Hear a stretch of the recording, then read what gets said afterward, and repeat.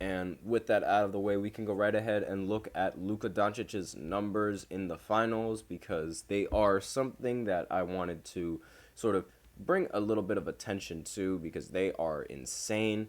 Look at those stats. Those are like my career numbers. 31 points per game, 10 rebounds per game, 6 assists per game, 3 steals per game, along with 51% from the field and 38% from 3.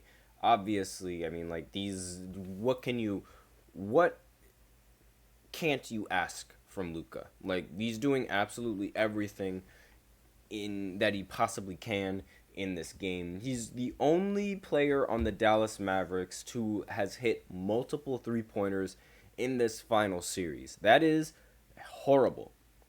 That is really bad coming from the Dallas Mavericks, and it's like you really can't ask for a better performance and a better better games coming in from Luka Dončić in these finals. He's been the only player on the Dallas Mavericks that has shown up to hoop.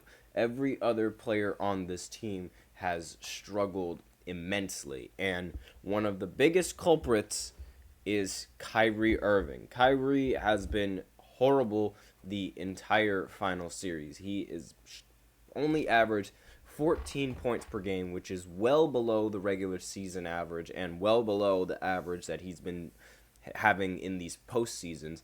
He's only averaged 2.5 rebounds. You don't really expect him to get that many rebounds.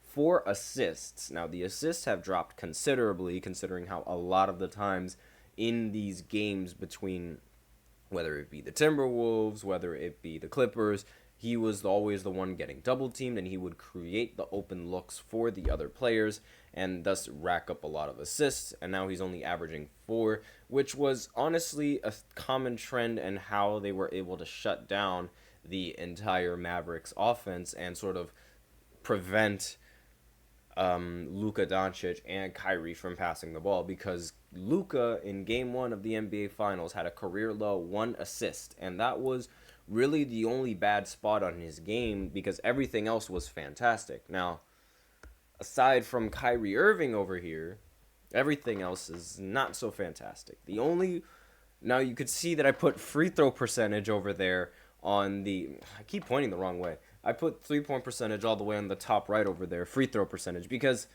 everywhere that he's shooting from the field is bad. He's shooting 35% from the field, like, as a whole, and he's shooting 0% from 3. That's right. He has not hit a single 3 in the finals yet. It's 2 games already, and he has not hit a single 3. That is really, really bad, and this is we talk about how Luka Dončić every single time in the finals and in the post, or not in the finals, but every single time in the postseason, he needs help. Like, he does everything by himself. He puts up all of these great stats by himself, yet he doesn't get the help that he needs in order to win the game and the series in the end. And it would seem like this right here, this little story between him and the Celtics, it's no different. Because these numbers, 31 points per game and 10 rebounds and 6 assists, but 0 wins to show for it, it's crazy. Like, that is really bad. And the only other time that, like, and honestly, like, this has happened recently that I could think of is when it's when LeBron was in the finals against the Golden State Warriors. This is like a LeBron against the Warriors performance right here. Like, the only difference really is that Kyrie actually showed up in that finals, but it didn't matter because the Golden State Warriors were just that good. Now, LeBron, he led the entire team in every single statistical category that you could think of. And going into the postseason of the finals, he almost led in every single statistical category. And similar to how Luka Dončić, he leads in every single stat going into the finals, and he also leads in points. He doesn't lead in rebounds because Jason Tatum's leading in that department, I believe. He also doesn't, but he leads in points, which is like really the important thing. Like, that's the most important thing in playoff basketball, in my opinion, is, other than defense, it's putting the ball in the hoop, because you have to do that eventually, and, the best teams and the close games and in the close situations, you have to be able to put the ball in the hoop. And you have to be able to do it over anyone. And that being the most important thing, Luka Dončić is doing that very, very well, very consistently. And that's really not really the only important stat, but that is like the biggest stat, where it's like he's leading the Mavericks in points, right? And he's leading the rest of the finals in points, because he's scoring 30 points per game every single time. But below him, every single other player is Boston Celtics players. So it would go Luka as the number one leading scorer, then it would be someone like Jaylen Brown, then it would be Drew, then it would be Kristaps, and things of that nature. And it would take a while up until they get onto, or a player from the Mavericks pops up in this list. And that cannot happen. And I honestly can't say that this has happened with any of LeBron's teams. Actually, you know what? I fib.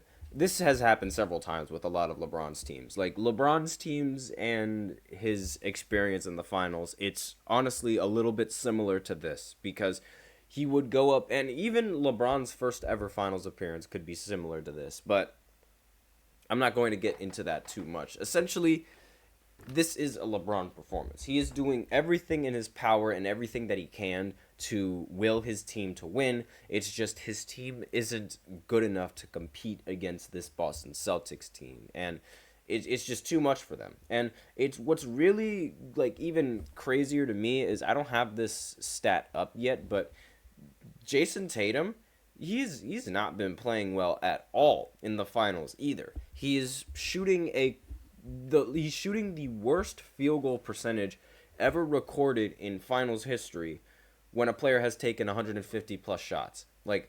He's shooting the worst out of anyone ever. This is worse than Patrick Ewing when he was in the finals.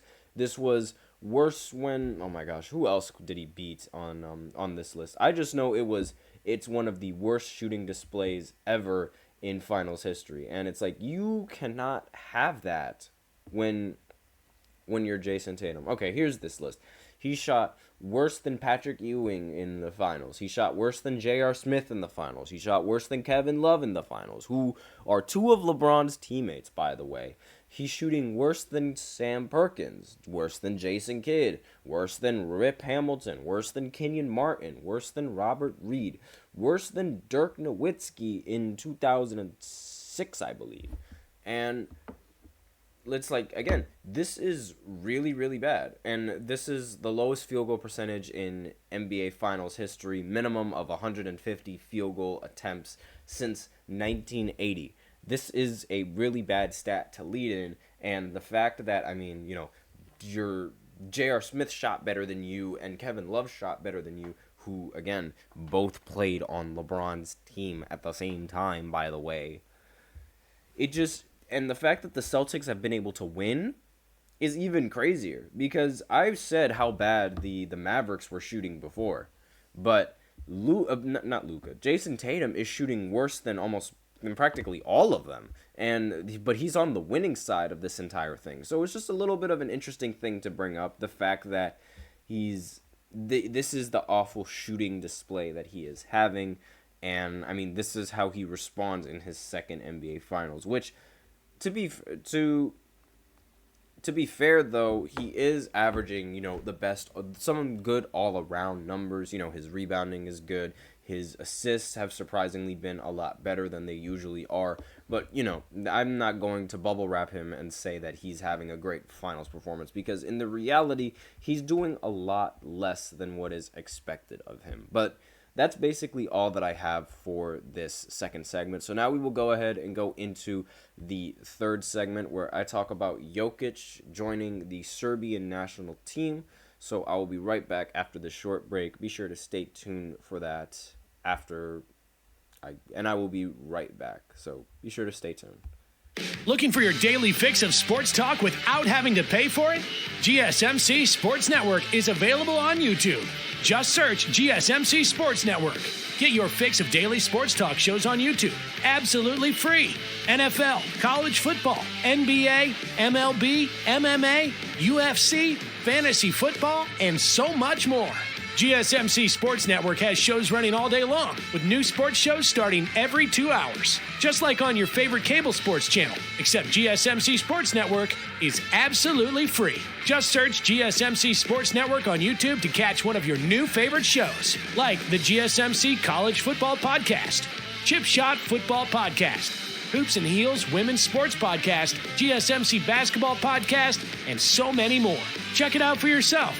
GSMC Sports Network, now available on YouTube absolutely free.